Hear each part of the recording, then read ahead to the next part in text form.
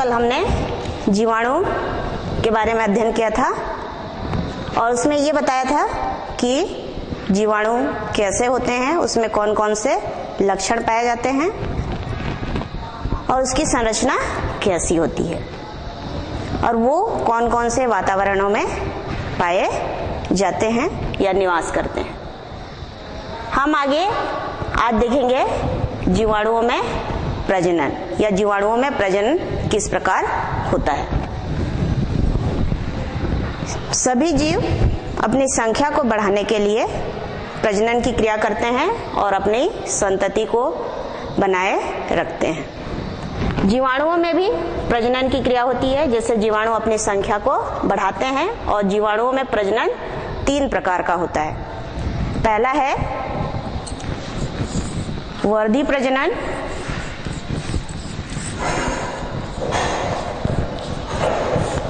दूसरा अलैंगिक प्रजनन,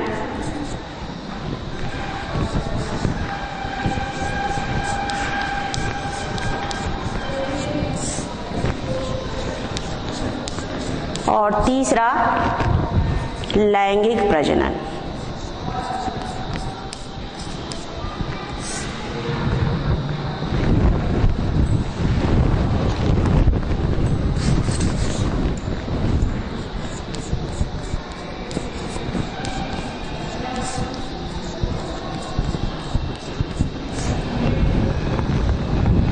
इन 3 विधियों के द्वारा जीवाणु में प्रजनन की क्रिया होती है और जीवाणु जो है अपनी संख्या को कोशिका विभाजन के द्वारा बढ़ाते हैं। तो सबसे पहला प्रजनन है वर्धी प्रजनन। वर्धी प्रजनन होता है कायिक कोशिकाओं में, अर्थात इसमें किसी भी प्रकार का युग्मक नहीं बनता, बल्कि जीवाणु कोशिका के कायिक भाग या वे भाग जो कि जनन क्रिया में भाग नहीं लेते, उनके द्वारा नए संततियों का निर्माण होता है। और ये जो है 2 प्रकार से होता है, ये 2 विधियों के द्वारा होता है। पहला है मुकुलन के द्वारा और दूसरा द्विविखंडन के द्वारा। तो सबसे पहले मैं आपको मुकुलन के द्वारा वर्धी प्रजनन किस प्रकार होता है बताने का प्रयास करूंगी। मुकुलन द्वारा वर्धी प्रजनन में सबसे पहले जीवाणु कोशिका की सतह पे एक उभार बनता है और ये उभार कहलाता है मुकुल या बड। मुकुल या बड कहलाता है। ये मुकुल धीरे धीरे आकार में बड़ा होता है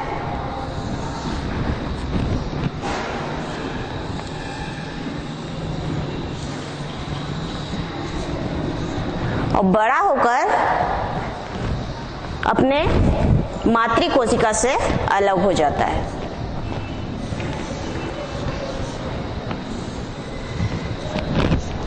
मातृ कोशिका या जनक कोशिका से अलग होता है और नए कोशिका को जन्म देता है, जिसे हम संतति कोशिका कहते हैं।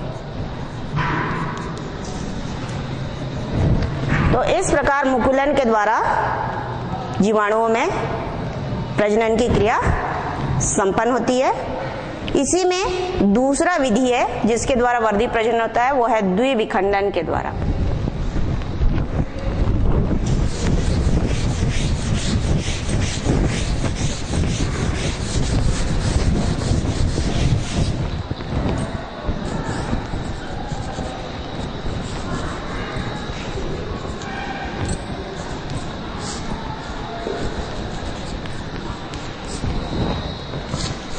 द्विविखंडन अर्थात जीवाणु कोशिका कितने भागों में बढ़ जाएगा?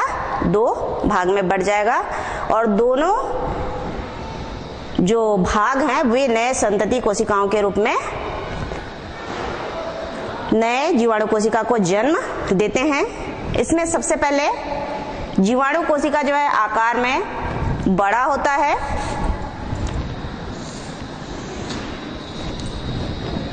जीवाणु कोशिका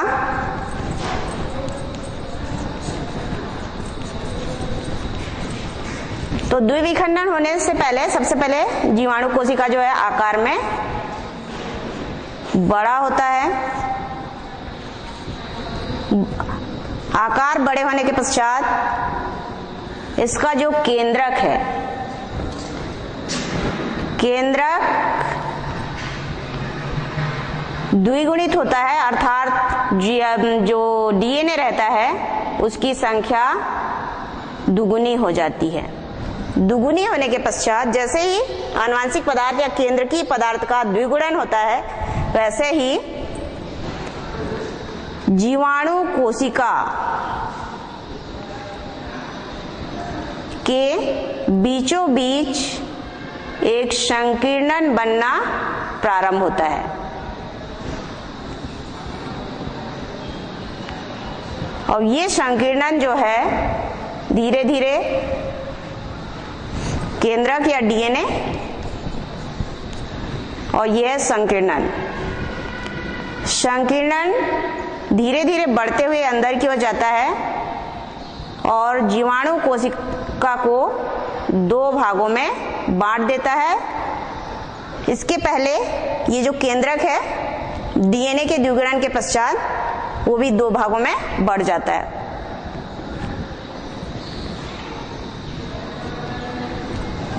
इस प्रकार एक जीवाणु कोशिका से हमें दो नए जीवाणु कोशिकाओं की प्राप्ति होती है। इन जीवाणु कोशिकाओं को संतति कोशिका या पुत्री कोशिका कहा जाता है। तो बच्चों, इस प्रकार मुकुलन और द्विविखंडन के द्वारा जीवाणु कोशिका में वर्धी प्रजनन होता है। अब अगला है अलैंगिक प्रजनन।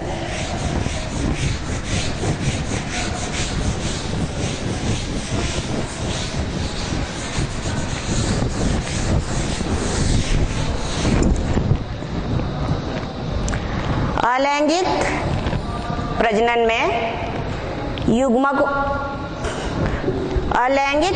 में युग्मकों का निर्माण होता है या गैमेट्स बनते हैं। युग्मक या गैमेट।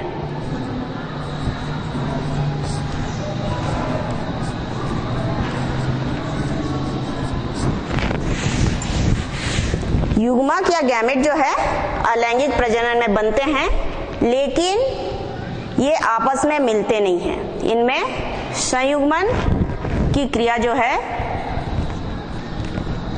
नहीं होती, अर्थात दोनों गैमेट्स आपस में नहीं मिलते, अर्थात बिना निषेचन के ही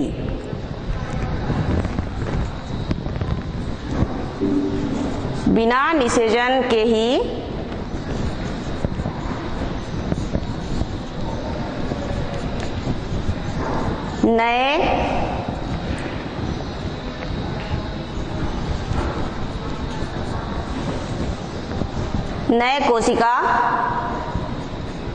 का निर्माण होता है। और ये नई कोशिका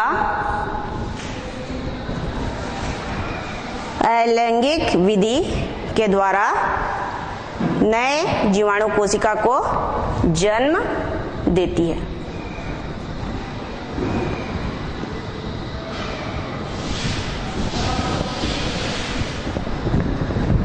तो अलैंगिक जनन में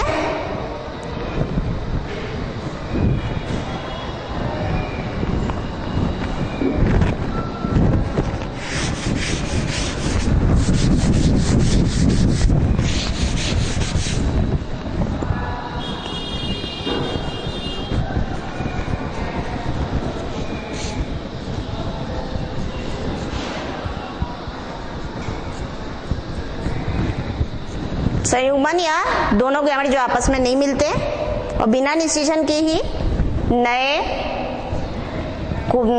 जीवाणु कोशिकाओं का निर्माण होता है। इस प्रकार नए कोशिका की बनने की विधि को अलैंगिक प्रजनन कहा जाता है। अलैंगिक प्रजनन निम्न प्रकार से होता है। पहला है एंडोस्पोर के द्वारा, दूसरा जूस्पोर के द्वारा और तीसरा कोनिडिया के द्वारा। तो सबसे पहले जो अलैंगिक प्रजनन होगी वो है एंडोस्पोर के द्वारा।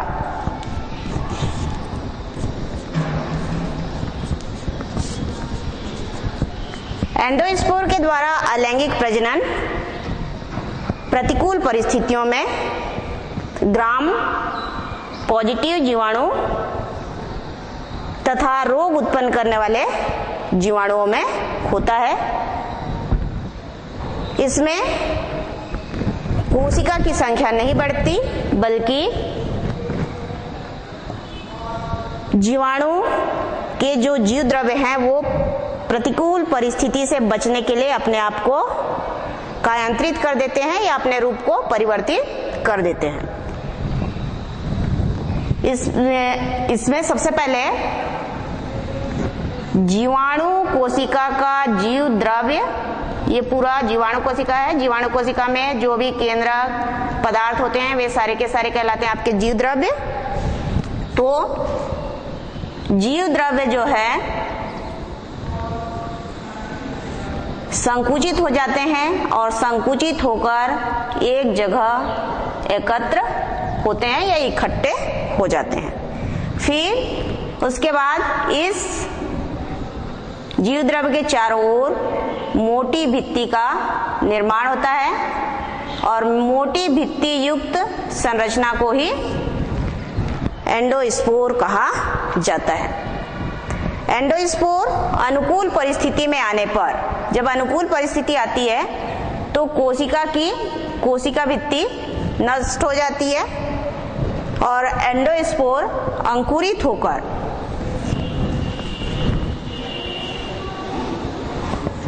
जन्म नलिका के माध्यम से एंडोस्पोर अंकुरित होता है और नए जीवाणु कोशिकाओं को जन्म देता है।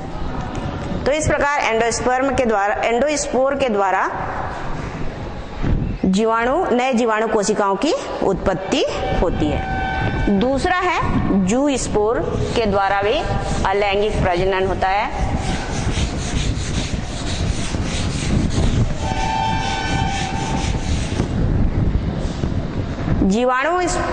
जो चल जीवाणु होते हैं या जिन जीवाणुओं में गति करने के लिए फ्लैजेला पाया जाता है, इस प्रकार के जीवाणु जिसको कि हम चल जीवाणु कहते हैं, उनमें जूस्पोर का निर्माण होता है। जीवाणु कोशिका के अंदर छोटे छोटे जूस्पोर बनते हैं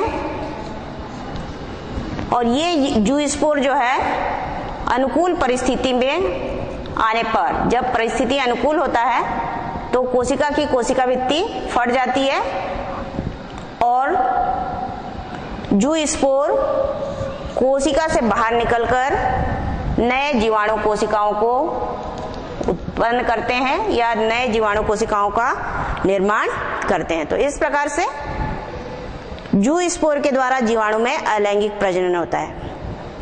तीसरी जो विधि है वो है कोनिडिया के द्वारा।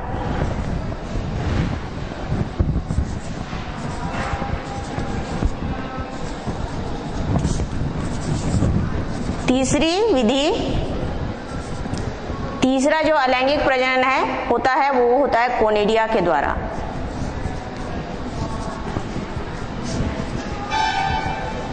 कोनिडिया द्वारा प्रजनन या अलैंगिक प्रजनन तंतुवत जीवाणुओं में होता है। जिन जीवाणुओं की संरचना धागे के समान होती है या तंतु के समान होती है, उन जीवाणुओं में अलैंगिक प्रजनन कोनिडिया के द्वारा होता है। तंतुवत जीवाणुओं में एक विशेष प्रकार की संरचना बनती है, उस संरचना को कहा जाता है कोनिडियोफोर।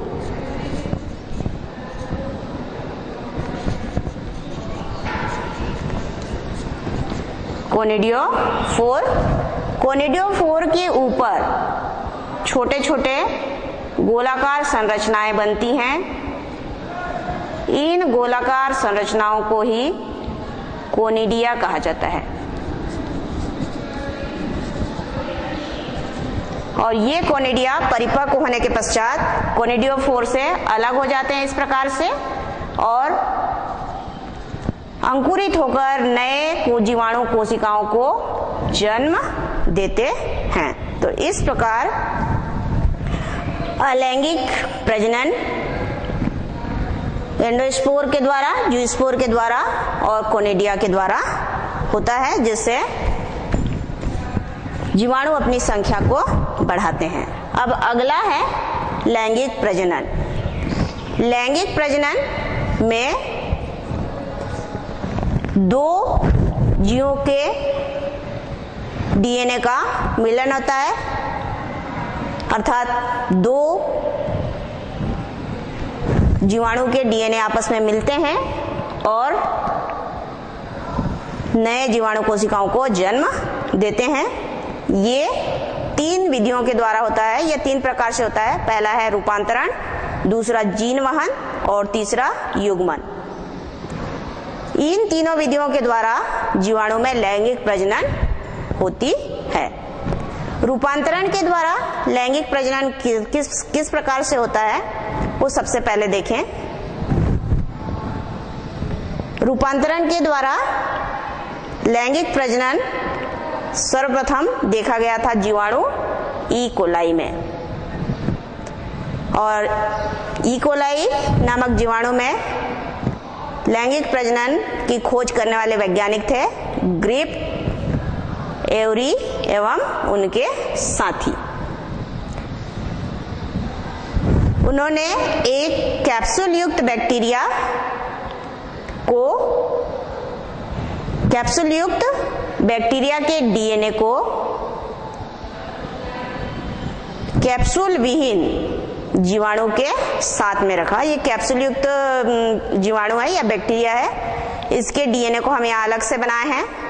तो इस कैप्सूल युक्त जीवाणु के डीएनए को कैप्सूल विहीन या जीवाणु जिसमें कि कैप्सूल या आवरण नहीं पाया जाता उसके साथ में रखा।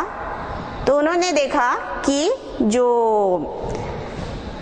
कैप्सूल युक्त जीवाणु है वो जीवाणु कोशिका के अंदर प्रवेश कर जाता है, मतलब कैप्सूल विहीन जीवाणु के अंदर कैप्सूल युक्त जीवाणु का डीएनए भी प्रवेश कर जाता है। यहाँ पे देख रहे हैं दोनों अलग अलग डीएनए दिख रहा है, एक है कैप्सूल युक्त का और दूसरा कैप्सूल विहीन का। दो अलग अलग कलर में बनाया गया है समझाने के लिए ना, आप लोग एक बना सकते हो। ये दोनों डीएनए जो है, सॉरी, जो कैप्सूल युक्त जीवाणु का डीएनए है वो जीवाणु कोशिका में प्रवेश करने के पश्चात जीवाणु कोशिका से अपने जैसे डीएनए के निर्माण के लिए, मतलब जीवाणु कोशिका के अंदर अपने जैसे डीएनए का निर्माण करवाता है। अर्थात जीवाणु कोशिका जो कि कैप्सूल विहीन है वो अपने डीएनए का निर्माण नहीं करता, बल्कि किसके लिए डीएनए का निर्माण, कौन सा डीएनए का निर्माण करता है, जो कैप्सूल युक्त होता है। और उसके बाद फिर जब कैप्सूल युक्त जीवाणु के डीएनए का निर्माण होता है तो इनसे जो नए जीवाणु कोशिका बनते हैं वे भी कैप्सूल युक्त होते हैं, न कि कैप्सूल विहीन। लेकिन उनको उत्पन्न करने वाला कौन है, कैप्सूल विहीन। तो इस प्रकार से डीएनए का रूपांतरण होता है। रूपांतरण कैसे हुआ, जो कैप्सूल विहीन था उसका डीएनए किस में रूपांतरित हो गया है, कैप्सूल युक्त में, और उस कैप्सूल युक्त जीवाणु के डीएनए ही आगे की कोशिकाओं में पाए जाते हैं। दूसरी जो विधि है लैंगिक प्रजनन की वह है जीन वहन की। इसको जिस जीवाणु में देखा गया वो उस जीवाणु का नाम है साल्मोनेला टाइफीम्यूरियम, ठीक है। और इसको खोजने वाले वैज्ञानिक थे जिंडर एवं लीडरबर्ग। इसमें एक जीवाणु का डीएनए दूसरे जीव अर्थात जीवाणु भोजी के द्वारा एक कोशिका से दूसरे कोशिका में पहुंचता है। चूंकि यहाँ पे दो अलग अलग जीवाणु के डीएनए आपस में मिलते हैं या स्थानांतरित होते हैं, इसलिए इसको जीन वहन कहा जाता है। और उसके बाद जीवाणु जो है अपनी संतति को बढ़ाते हैं। किस प्रकार होता है वो बता दें। ये जीवाणु भोजी है जो कि जीवाणुओं को भोजन के रूप में ग्रहण करता है। जीवाणु भोजी सबसे पहले इस जीवाणु पर आक्रमण करेगा और इस जीवाणु की सतह पे जाके चिपक जाएगा अपने आधार के द्वारा। जिस स्थान पे जीवाणु कोशिका से ये जुड़ता है उस स्थान की कोशिका क्या हो जाती है, विलुप्त हो जाती है और वहां पे एक नली के समान संरचना बन जाती है। और उस नलीनुमा संरचना से ये जो गोलाकार भाग दिखाए ये जीवाणु भोजी का डीएनए है। तो उस नलीनुमा संरचना से जीवाणु भोजी का डीएनए कहाँ पे प्रवेश करता है, जीवाणु कोशिका में। और जीवाणु कोशिका में प्रवेश करने के पश्चात वो जीवाणु कोशिका के डीएनए के साथ में मिल जाता है और जो जीवाणु भोजी का बाह्य खोल है वो जीवाणु कोशिका के बाहर ही रह जाता है। तो जैसे ही जीवाणु भोजी का डीएनए जीवाणु कोशिका के डीएनए से मिलता है, वो जीवाणु भोजी का डीएनए जो है जीवाणु कोशिका की जो भी फिजियोलॉजिकल या क्रियाएं होती हैं उन पर नियंत्रण करता है और जीवाणु कोशिका के अंदर अपने जैसे प्रोटीन के आवरण और जीवाणु भोजी के डीएनए का निर्माण करता है। और यहाँ गुणन के द्वारा इनकी संख्या बहुत अधिक बढ़ जाती है। जब जीवाणु कोशिका के अंदर पर्याप्त मात्रा में जीवाणु भोजी बन जाते हैं तो इसकी कोशिका भित्ति क्या हो जाती है, फट जाती है। यहाँ पे चूंकि दो डीएनए हैं, किसके किसके, जीवाणु भोजी और जीवाणु के, तो इन्हीं जीवाणु भोजियों के डीएनए के साथ साथ कुछ जीवाणु के डीएनए भी जुड़े हुए होते हैं और इन कोशिकाओं के माध्यम से जब ये कोशिका भित्ति फटती है तो जीवाणु भोजी जो है बाहर निकलते हैं और नए जीवाणु कोशिकाओं पर आक्रमण करते हैं। तो इनके साथ मतलब जो जीवाणु भोजी है उनके साथ जो पहले वाले जीवाणु का डीएनए था वो अनजाने ही इस जीवाणु भोजी के माध्यम से दूसरी जीवाणु कोशिका में स्थानांतरित हो जाता है। तो इस जीवाणु कोशिका में कितने जीवाणु कोशिका का डीएनए पाया जाएगा, दो, एक तो पहले का और ये इसका स्वयं का।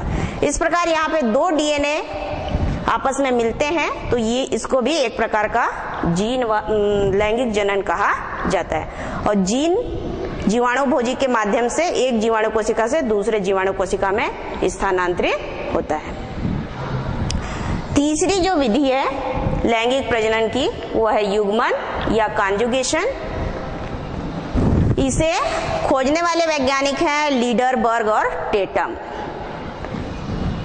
लीडरबर्ग और टेटम ने ई कोलाई नामक जो जीवाणु है उसमें इन्होंने युग्मन के द्वारा लैंगिक प्रजनन किस प्रकार होता है उसे समझाया है। इसमें दो अलग अलग जीवाणु जिसमें कि युग्मन की क्रिया होगी पास पास आते हैं और उन जीवाणुओं के शरीर के सतह पे रोम पाए जाते हैं या पिलाई पाए जाते हैं। इन पिलाइयों की मदद से दोनों जीवाणु आपस में मिल जाते हैं। जिस स्थान पे दोनों एक दूसरे से जुड़े हुए होते हैं या चिपके हुए होते हैं उस स्थान की कोशिका विलुप्त हो जाती है और उनके बीच में एक नली के समान संरचना बनती है। उस नली को कहा जाता है युग्मन नली या कॉन्जुगेशन ट्यूब। इस कॉन्जुगेशन ट्यूब के माध्यम से ही एक जीवाणु का डीएनए का कुछ भाग जो है दूसरे जीवाणु कोशिका में स्थानांतरित होता है।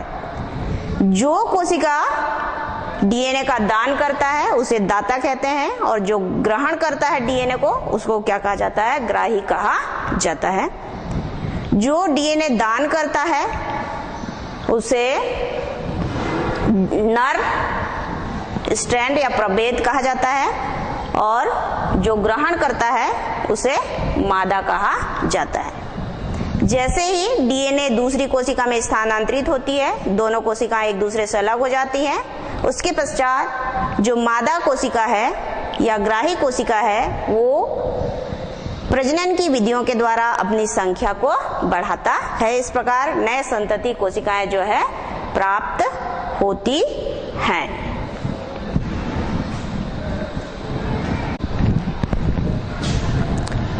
तो बच्चों, जीन वहन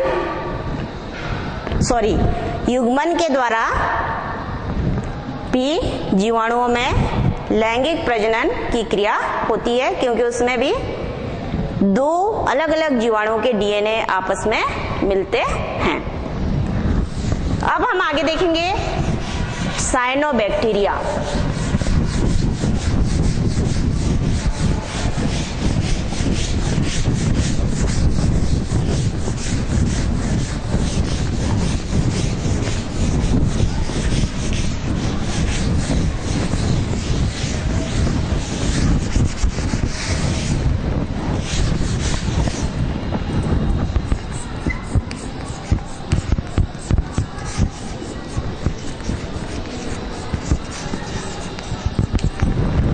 साइनोबैक्टीरिया, जिन्हें नीले हरे शैवाल के नाम से भी जाना जाता है। नीले हरे शैवाल अर्थात साइनोबैक्टीरिया एक कोशिकीय जीवाणु होते हैं और ये प्रोकैरियोटिक होते हैं। साथ ही साथ ये प्रकाश संश्लेषी जीवाणु होते हैं, अर्थात प्रकाश संश्लेषण की क्रिया के द्वारा अपने लिए भोजन स्वयं तैयार करते हैं। इसके लिए इनके शरीर में क्लोरोफिल ए तथा दूसरे वर्णक जो है पाए जाते हैं, जिससे ये अपने लिए क्या बना लेते हैं, भोजन बना लेते हैं। तो साइनोबैक्टीरिया की संरचना जो जीवाणु होते हैं या सामान्य जीवाणु हैं उनसे जटिल होती है। साइनोबैक्टीरिया के कोशिका की सबसे बाहर स्थित रहती है सेल वॉल। सेल वॉल जो है प्रोटीन तथा पॉलीसेकेराइड की बनी होती है। सेल वॉल के नीचे प्लाज्मा मेम्ब्रेन या सेल मेम्ब्रेन पाया जाता है और सेल मेम्ब्रेन के अंदर तरल पदार्थ जो है पाए जाते हैं और ये तरल पदार्थ कहलाते हैं कोशिका द्रव्य। क्या कहलाते हैं? कोशिका द्रव्य।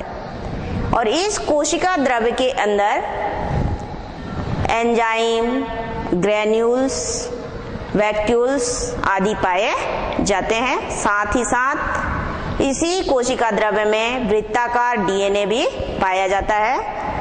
वृत्ताकार डीएनए किसी प्रकार की केंद्र की झिल्ली से घिरा हुआ नहीं होता, अर्थात इस केंद्रक को हम अल्प विकसित केंद्रक कहेंगे, क्योंकि साइनोबैक्टीरिया भी एक प्रकार का प्रोकैरियोटिक कोशिका है और प्रोकैरियोटिक कोशिकाओं के जो केंद्रक होते हैं वो अल्प विकसित होते हैं।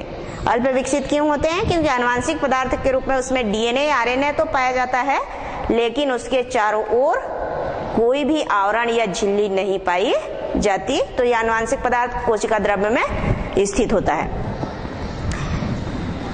जो साइनोबैक्टीरिया है वहां पे प्रकाश संश्लेषण करने के लिए पट्टिकाएं पाई जाती हैं और इन पट्टिकाओं में ही सौर ऊर्जा को ग्रहण करके उसे रासायनिक ऊर्जा में परिवर्तन करने की क्षमता होती है। इन पट्टिकाओं को क्या कहा जाता है? थाइलेकॉइड कहा जाता है और इन्हीं थाइलेकॉइड्स में क्लोरोफिल ए के कण जो है मौजूद होते हैं, जो प्रकाश ऊर्जा को रासायनिक ऊर्जा में बदलते हैं। संपूर्ण साइनोबैक्टीरिया के कोशिका के बाहर जेलेटिन का कवर पाया जाता है, जिससे साइनोबैक्टीरिया प्रतिकूल परिस्थिति में अपने आप को बचा के रखते हैं। साइनोबैक्टीरिया विभिन्न आकारों के होते हैं और इनमें विशेष प्रकार की संरचनाएं पाई जाती हैं। उन्हीं संरचनाओं में से एक संरचना है हेटेरोसिस्ट। हेटेरोसिस्ट अधिकांश साइनोबैक्टीरिया में पाए जाते हैं। ये मोटी भित्ति वाले संरचनाएं होती हैं और इनमें दोनों सिरों पर, मतलब ऊपर और नीचे, जो हेटेरोसिस्ट वाला एरिया है उसके ऊपर तथा नीचे ध्रुवीय गांठ जो है पाई जाती है। साइनोबैक्टीरिया में प्रजनन की क्रिया केवल वर्धी और अलैंगिक प्रजनन के द्वारा होता है। इसमें लैंगिक प्रजनन नहीं पाया जाता, केवल कौन सा प्रजनन पाया जाता है? वर्धी प्रजनन और अलैंगिक प्रजनन पाया जाता है, जो निम्न अनुसार होता है। पहला है द्विविखंडन, फिर विखंडन के द्वारा, एकाइनिड्स के द्वारा, हार्मोगोन के द्वारा और हेटेरोसिस्ट के द्वारा। तो द्विविखंडन में जो साइनोबैक्टीरिया है ये कितने भागों में बटेगा? 2 भाग में। इसलिए चूंकि दो भागों में बढ़ता है और 2 नई संतति कोशिकाओं का निर्माण होता है, इसलिए इसको क्या बोलते हैं? द्विविखंडन। दूसरे जो तंतुवत साइनोबैक्टीरिया होते हैं वे यदि टुकड़ों में बंटकर, मतलब जितने टुकड़े में बटेंगे, टुकड़े टुकड़े होंगे और प्रत्येक टुकड़ा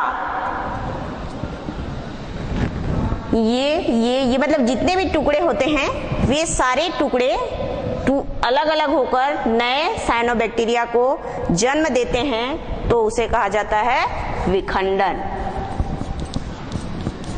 कौन सी विधि? विखंडन। द्विविखंडन में कोशिका केवल कितने भागों में बटेगी? 2 भाग में। लेकिन जो विखंडन विधि है उसमें कई भागों में बंटता है और प्रत्येक खंड या टुकड़ा या भाग नए जीवाणु कोशिकाओं को जन्म, साइनोबैक्टीरिया की कोशिकाओं को जन्म देता है। एकाइनिड्स के द्वारा भी इसमें अलैंगिक प्रजनन होता है। तो प्रतिकूल परिस्थिति कब बोलते हैं? जब जीवाणु को भोजन, पानी आदि पर्याप्त मात्रा में नहीं मिलता, उस समय साइनोबैक्टीरिया की जो कोशिकाएं हैं उनमें से कुछ कोशिकाएं आकार में बड़ी हो जाती हैं। ठीक है, बड़ी होने के पश्चात उसके अंदर जो भी जीव द्रव्य रहते हैं वो एक जगह एकत्र हो जाते हैं और एकत्रित होकर अनुकूल परिस्थिति आते तक वो उसी में सुरक्षित रहते हैं। जब अनुकूल परिस्थिति आता है तो ये जो बाहर की मोटी भित्ति है वो क्या हो जाती है? गायब हो जाती है या विलुप्त हो जाएगी या घुल जाएगी, जिससे यहाँ जो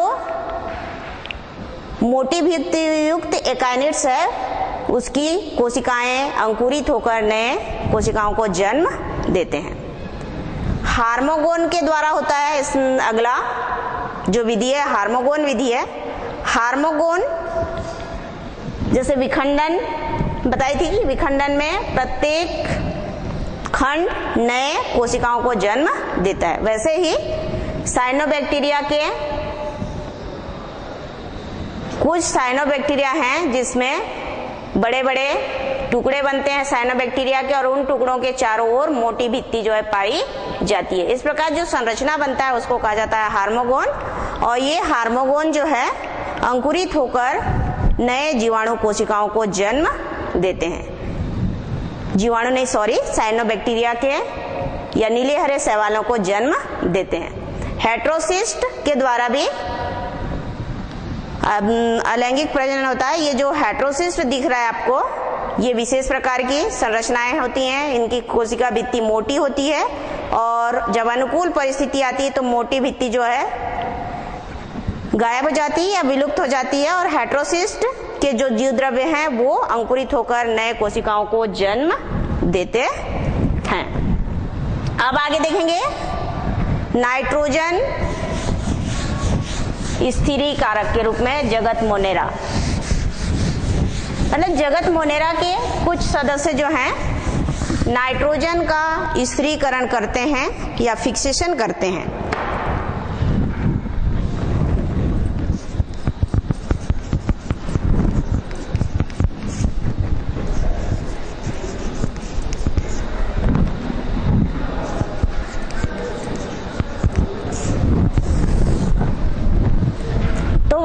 वायुमंडल में जो नाइट्रोजन होता है या पाया जाता है उसे हम बोलते हैं स्वतंत्र नाइट्रोजन।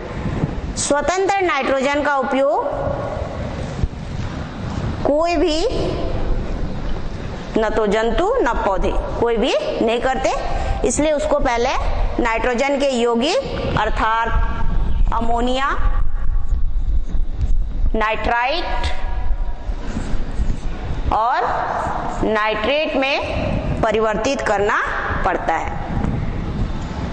इसके लिए जीवाणु जो है, मतलब विभिन्न प्रकार के जीवाणु हैं जो इनको नाइट्रोजन को नाइट्रेट या नाइट्रोजन के यौगिकों में परिवर्तित करते हैं।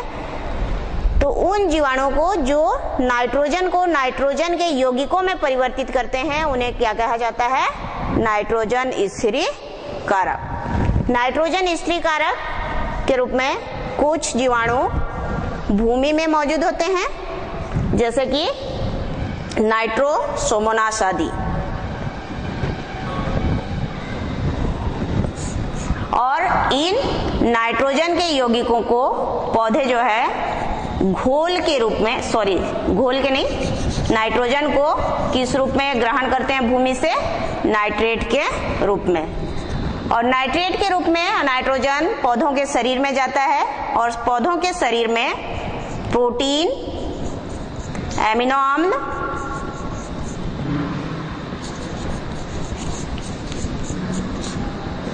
और एंजाइम आदि का निर्माण करता है, जो जीवों के लिए कैसे होते हैं? आवश्यक होते हैं। अब अगला है जगत मोनेरा रोग उत्पादक के रूप में। जगत मोनेरा के कई सदस्य विभिन्न प्रकार के रोग उत्पन्न करते हैं, जंतु और पौधे दोनों में। जंतुओं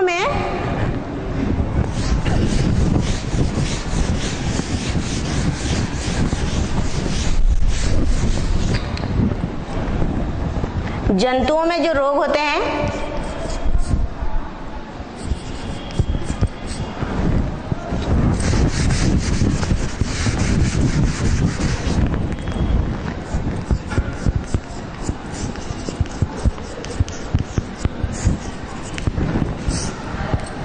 जंतुओं में कौन कौन से रोग उत्पन्न होते हैं? उनमें पहला है टीबी,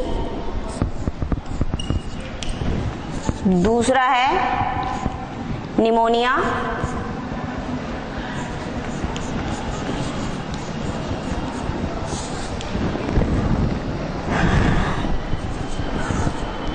तीसरा कुष्ठ आदि। ये विभिन्न प्रकार के रोग हैं जो किस में होते हैं? मनुष्यों में पाए जाते हैं। जो टीबी है वो होता है माइको बैक्टीरियम ट्यूबरकुलोसिस से। माइको बैक्टीरियम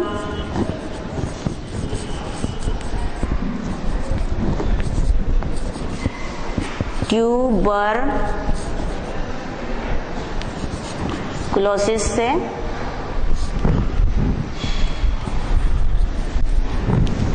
उसी प्रकार से निमोनिया होता है डिप्लोकोकस न्यूमोनी से, और कुष्ठ रोग होता है माइकोबैक्टीरियम लेप्री से।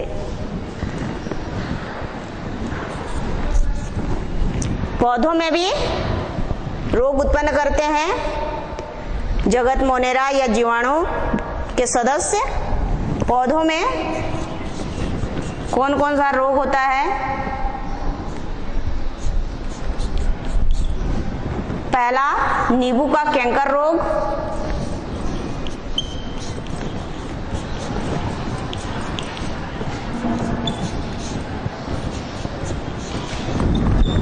ये होता है जेंथोमोनास सिट्री के द्वारा।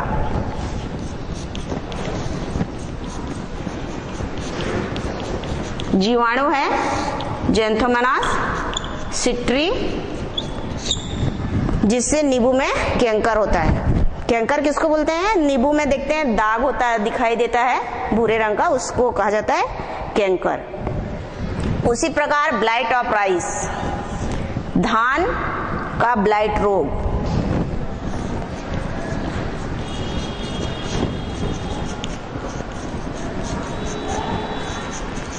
ये होता है ज़ैंथोमोनास ओराइजी के द्वारा।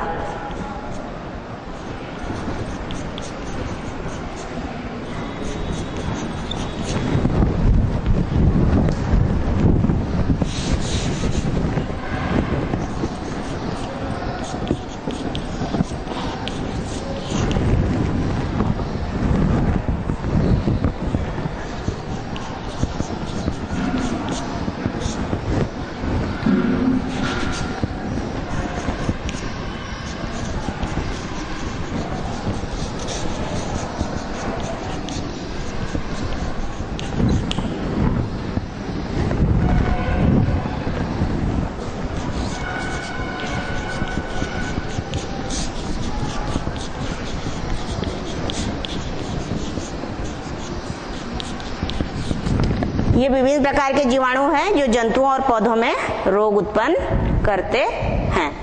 अब हम देखेंगे जीवाणुओं का हमारे आर्थिक जीवन में या हमारे लिए जीवाणु किस प्रकार उपयोगी होते हैं।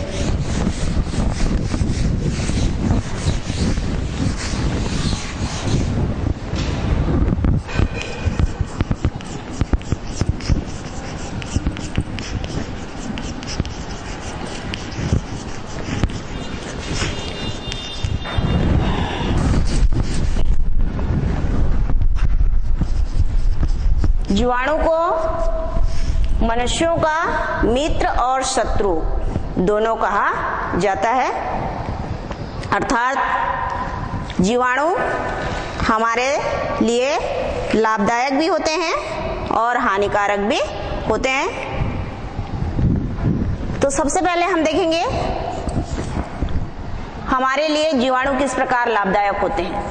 तो इसे हम या जीवाणुओं से हमें कौन कौन से लाभ होते हैं, लाभदायक क्रियाएं कौन कौन सी हैं। सबसे पहला कृषि के क्षेत्र में, कृषि के क्षेत्र में जो नाइट्रोजन स्थिरीकारक जीवाणु होते हैं, राइजोबियम, एजेटोबैक्टर आदि, वे वायुमंडलीय नाइट्रोजन को नाइट्रेट में परिवर्तित करते हैं और उसे भूमि में पहुंचाने का कार्य करते हैं, जिससे भूमि की उर्वरा शक्ति क्या हो जाती है, बढ़ जाती है, जिससे उत्पादन भी बढ़ जाता है। दूसरा है डेयरी उद्योग में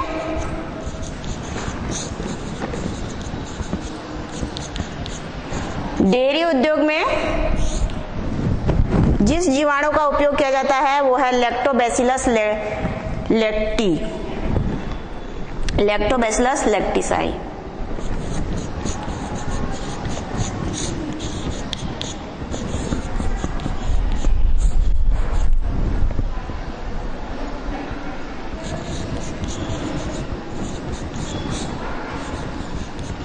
ये लैक्टोबैसिलस लेक्टिसाई जो है दूध में उपस्थित शर्करा, जिसको बोलते हैं लैक्टोज शर्करा, उस लैक्टोज शर्करा को लैक्टिक अम्ल में बदलता है। दूध में जो शर्करा होती है उसको कहा जाता है लैक्टोज शर्करा, उसको वो लैक्टिक अम्ल में बदलता है। और इन्हीं जीवाणुओं के द्वारा दही, पनीर, मक्खन आदि का निर्माण होता है। तीसरा है सिरका उद्योग में या एसिटिक एसिड बनाने में। सिरका का मतलब होता है एसिटिक एसिड।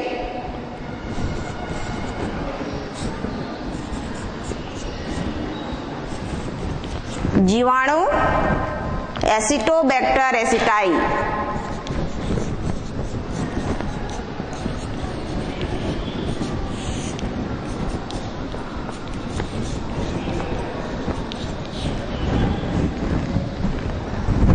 ये जो है शर्करा को एसिटिक अम्ल में बदलता है। शर्करा को किस में बदलता है, एसिटिक अम्ल में।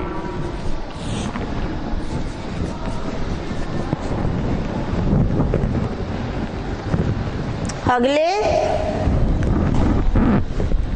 चौथा रेशों के रेटिंग में।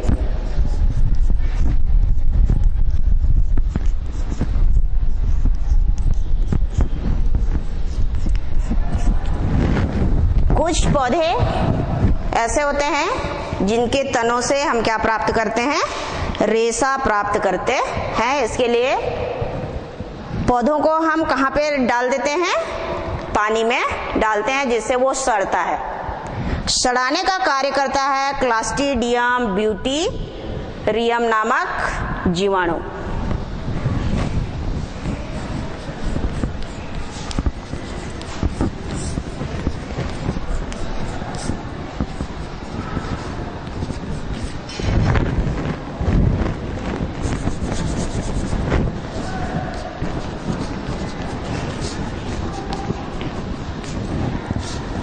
ये जीवाणु हैं जो तना से रेशा प्रदान करने में मदद करता है।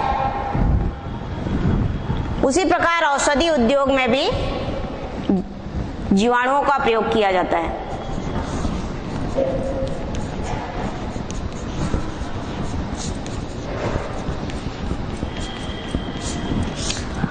जीवाणुओं से अनेक प्रकार के प्रतिजैविक या एंटीबायोटिक्स का निर्माण होता है और इन एंटीबायोटिक्स के द्वारा सूक्ष्म जीवों से जो रोग उत्पन्न होता है उन्हीं के इलाज में इसका उपयोग किया जाता है।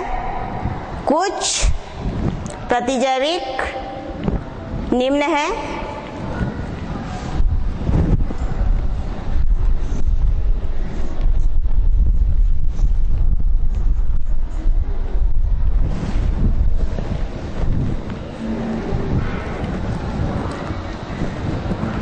नियोमाइसिन जो स्ट्रेप्टोमाइसिस फोडी से और टेरामाइसिन स्ट्रेप्टोमाइसिस रेमोसस से जो है बनता है।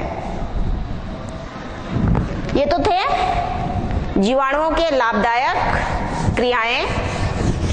अब जीवाणुओं से मनुष्यों को या मानव को कुछ नुकसान भी होता है और उन क्रियाओं को हम हानिकारक क्रियाओं के अंतर्गत देखेंगे।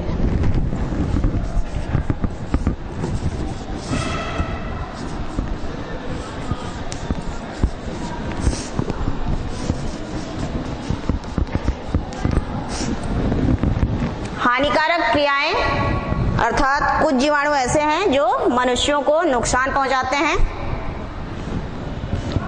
और अनेक प्रकार की बीमारियां आदि फैलाते हैं।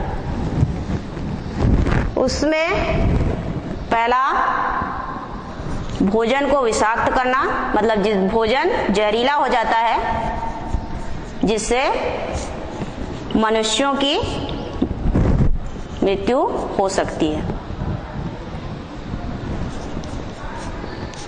ये होता है क्लास्ट्रीडियम बोटुलिनम के नामक जीवाणु के द्वारा।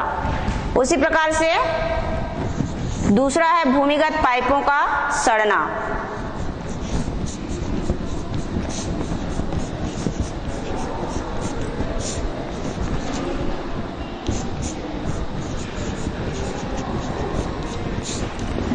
भूमिगत पाइप जिससे कि पीने के लिए पानी सप्लाई की जाती है,